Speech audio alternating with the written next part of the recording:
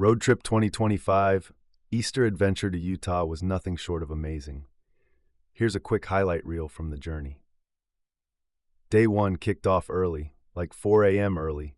It was just me and Charlie leaving Longview in the dark, heading west through Dallas, Fort Worth, and across the flat plains of West Texas.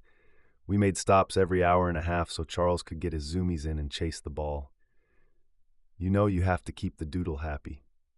As we reached Colorado, the scenery started to shift. Mountains showed up on the horizon, making the drive even more interesting.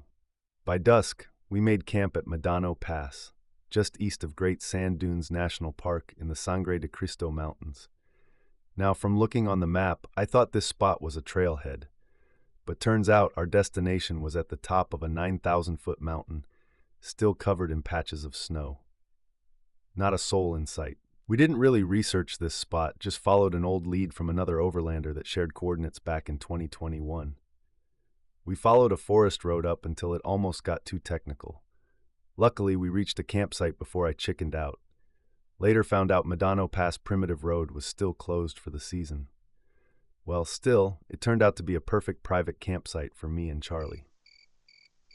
Day 2 started about the same, 4 a.m. again.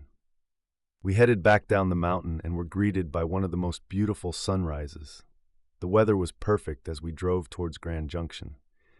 We arrived early enough that me and Charlie had time to scout out a campsite that we would use after we pick up Wes. We settled on a nice spot on the Utah border on some BLM land. Later that evening, about 9 p.m., Wes flew into Grand Junction to join us on the trip.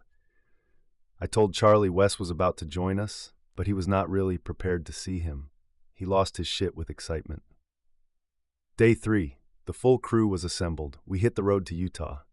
First stop, Arches National Park, where we hiked up to the iconic Delicate Arch. From there, we drove to Goblin Valley to find a campsite tucked into a small slot canyon. It also was epic. Utah, you did not disappoint. Just as we got settled and started a mean game of skip-bo, a massive dust and windstorm rolled in fast. But once it passed, it was nothing but peace and quiet under the stars. Day 4 took us to Moonscape Overlook, and I've got to say, this place doesn't even look real. It's like standing at the edge of another planet. We even caught a light snowstorm sweeping through before heading south toward Valley of the Gods. But before we could get there, we drove the Moki Dugway, or maybe it's called Moki Pass. Either way, it was sketchy as hell. Narrow switchbacks, no guardrails, and sheer cliffs. After that little adrenaline rush, we pushed on through primitive roads and found another perfect off-grid site in the Valley of the Gods. Day 5, we headed for Colorado to a new campsite near an area we had once flown in by helicopter. But plans changed fast. We ran into a heavy snowstorm. Cars were sliding off the road, visibility dropped, and it just didn't feel safe to be climbing in elevation. So we decided for another epic spot we stayed at during Thanksgiving 2024, Angel Peak in northern New Mexico. It's quiet, wide open, and perfect for throwing the ball for Charles and just taking a breather. Also ended the day with an amazing sunset. Day 6. Last day the full crew was together.